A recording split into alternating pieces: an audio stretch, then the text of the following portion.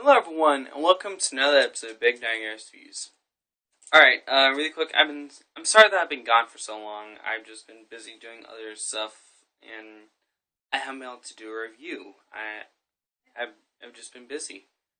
And so, one, so I finally got back, and I now have time to do a review.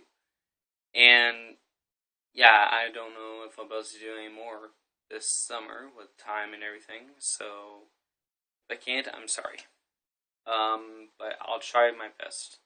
I'll try, definitely. But anyway, on to the next thing.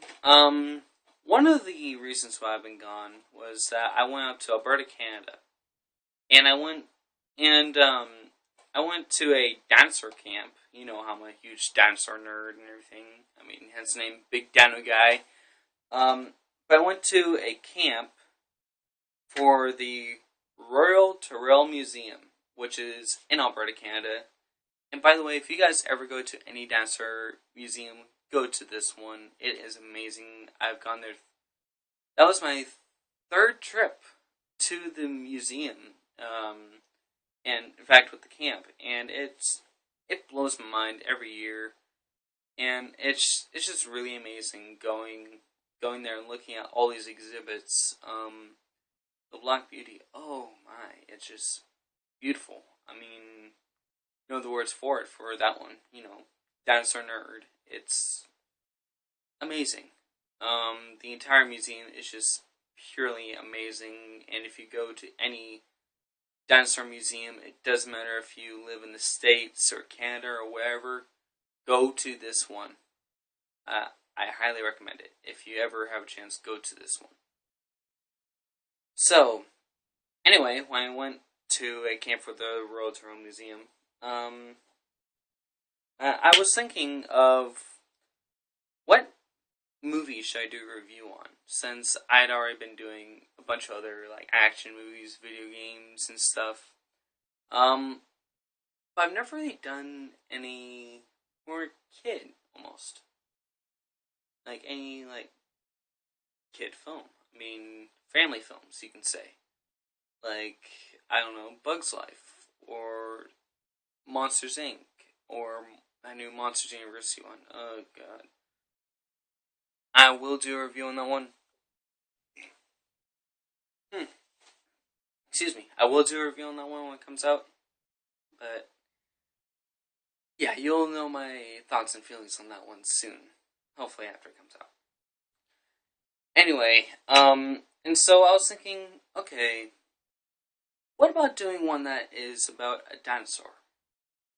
One that I have been attached to for years, that I've watched tons and tons of times. I can tell you different scenes in the movie in order. I've seen it so many times, and yet it's still not my favorite, which is odd for a movie to be like that. So yeah, and it was one of my favorite movies growing up. I could tell you scenes in order from beginning to end anytime. Basically, I've probably seen this movie more than I have the Jurassic Park movies and Predator movies. At least when I was younger. And so anyway, here it is. Walt Disney's Dinosaur, or Walt Disney Pictures. Yeah, you know. It's by Disney. Whatever. Deal with it. Anyway, I guess part of the reason why I don't like this movie nearly as much as I used to when I was younger is how not up to date it is. I mean, the details that they have. I mean, the Velociraptors, they don't even have feathers on them, and I mean Velociraptors don't have feathers. The Oviraptors, which are probably one of the biggest reasons for the entire plot and this entire movie to even be, like, happen, like, how all this stuff had happened and began with, was with two Oviraptors fighting over the egg, which contained the Iguanodon Aladar, which is the main character of the movie Dinosaur. And they had confirmed that oviraptors, and the name meaning egg thief, did not steal eggs.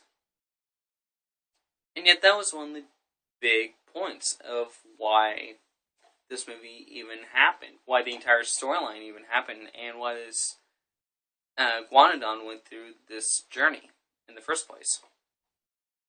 And anyway, while it is a not so up-to-date film as like the newer dinosaur films that you see, it still stood the test of time, which is awesome. I still love it despite all of its flaws for, a dinosaur nerd to be watching it.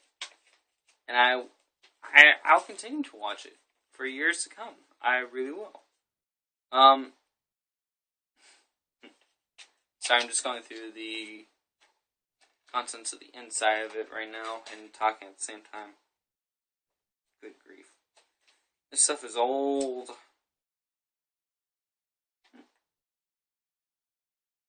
The hell? Anyway, but yeah, this movie is one of a kind. I think probably one of the main topics that you should have while watching this movie is the Carnotaurs. And yes, that is what they're called, Carnotaurs. Why have them, of all the species, to have in a movie like this? Why Carnotaurs? I mean, when I first saw it, I was like, no, those are T-Rexes. And then after a while, I kept watching it. And this is when I was young, first starting out and everything. And then I realized, okay, they're not Tyrannosaurus Rex, so why? Why not have the King of the Beasts, if you will? The big dinosaurs that went around killing things like crazy, as you see in Jurassic Park. Why have these ones of all the other species that you can have be the main protagonist?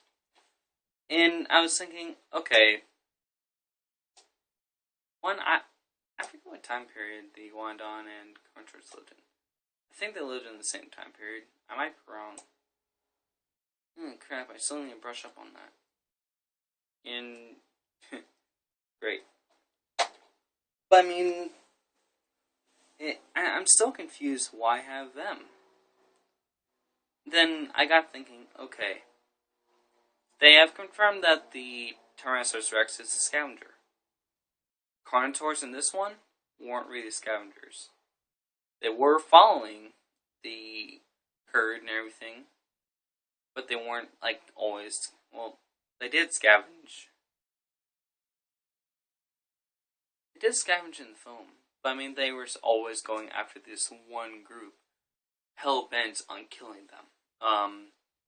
Then at the end, the climactic events and everything, so yeah, I mean, they weren't. It showed a good balance, and they focus on a new protagonist that people hadn't really seen prior in a film like this. I mean, Aladar, the Iguanodon, probably one of the first times that they focused on dinosaurs like that was Benjamin Waterhouse Hawkins with his statues. His most prized statue was that of an Iguanodon, which still stands to this day. After what's his face? I forget his name. That one guy went and destroyed all of his sculptures, or all statues that he put time in, and so they made it, of course, a little bit updated, and the whole field of paleontology is constantly changing. You must remember, I mean, 20 years ago, they thought that was preposterous that the velociraptors had feathers.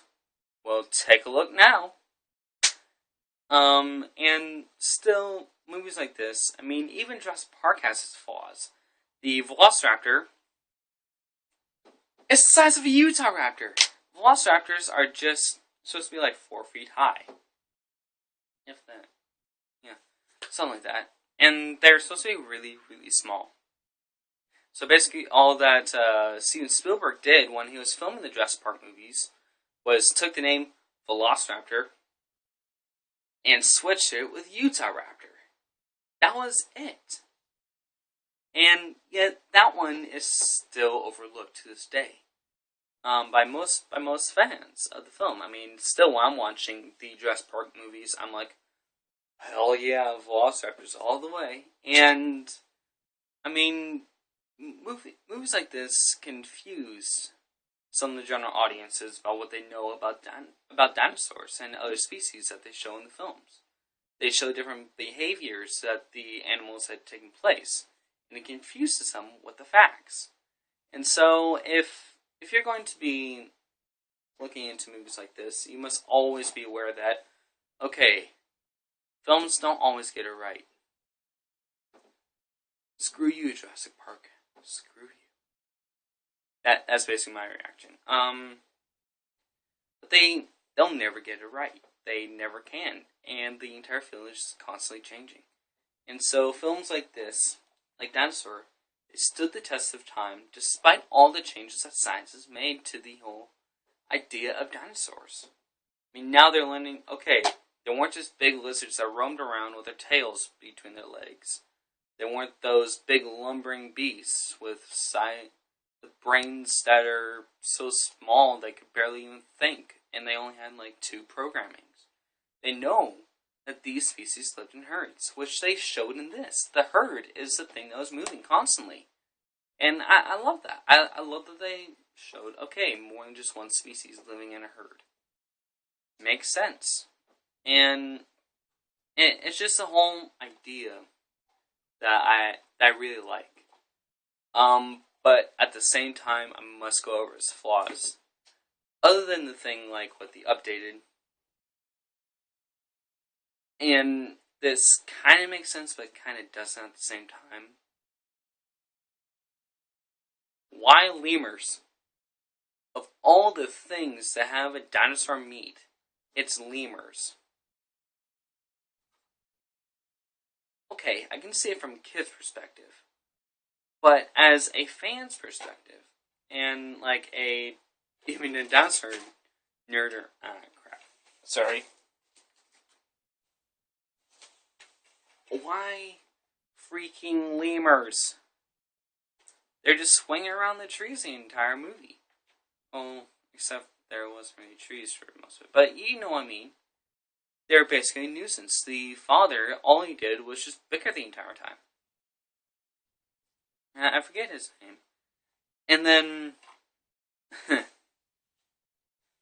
one thing though that they had in this movie was, and please excuse my language,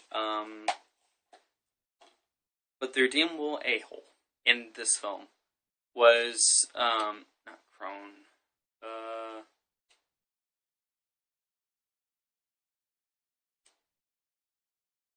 Crouton, I think his name was. I'm pretty sure that was his name. He was a redeemable asshole in this film. I mean, he was bickering the entire time, but then he made the sacrifice to save them in the main film, which I really liked. But then the character that was probably the main reason why they almost all died, he always stayed true to that. He was always... sometimes when you're watching the movie, you're wondering, who's worse? Him? Crone? Or the carnivores trying to eat them? So, I like that it had a good balance like that. And it also showed their social behavior really well. I mean, showing that one leader. There's always just one leader. Okay, he's a tyrant. This is what you need to do. One guy tries to take him down. And they did it in not only focusing on the dinosaur part. They interacted with one another. Various species. Which I also really like. And... I will admit to this.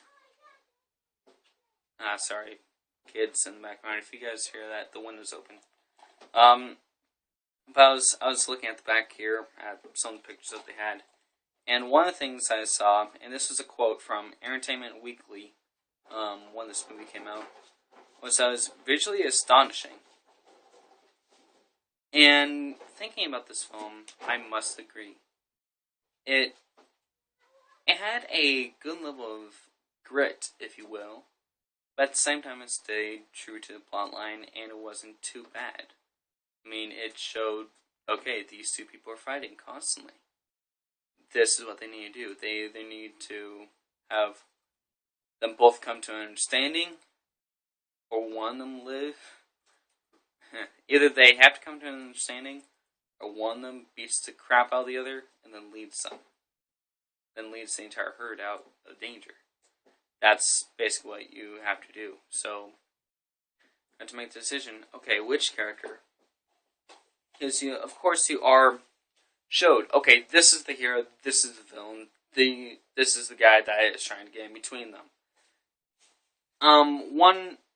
Another thing that I somewhat liked, but somewhat didn't, was the whole girlfriend thing or whatever. I forget the name of the female, female one in this. Nuts. Yeah, I forget the name of the female, Iguanodon, but, I mean, I didn't really like her part. It was still somewhat of a minor role, but at the same time, I think that it could have been left out. Some of the stuff that they had in it could have been left out, but it also helped aggravate the tensions between both Crone and Aladar. Which, at the same time, I can see why they had it in there, but it wasn't absolutely necessary. But of course, just about every movie that you watch has that kind of stuff. So it's kind of a given. Okay, am I used to this, or no? No, they should change this if they ever do a remake, which I pray to God they don't. But if they ever do a remake, should we take her out? And other stuff like that. And to me personally, no, keep it the way it is.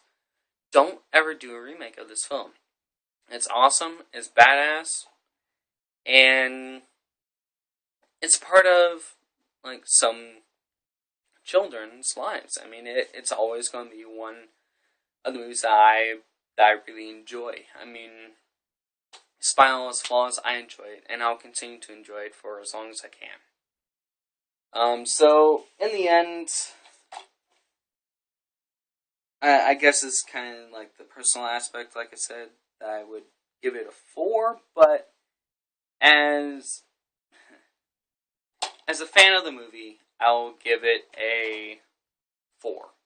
But as a guy that comes into it as scientific point of view, okay, these are the flaws, I will give it a 3-star. So yeah, that's my idea of it. I hope you all enjoy the video. And if you ever have the chance, and if you have never watched this movie before, try it out. Just watch it and see what you think. Just give it a go whenever you have the chance. Oh, Netflix, let's watch this. The Dinosaur guy said so. Yeah, just take a look at this movie if you ever have the chance. Anyway, I hope you all enjoyed the video, and hopefully I'll be back next week. And yeah, have a nice day. Bye.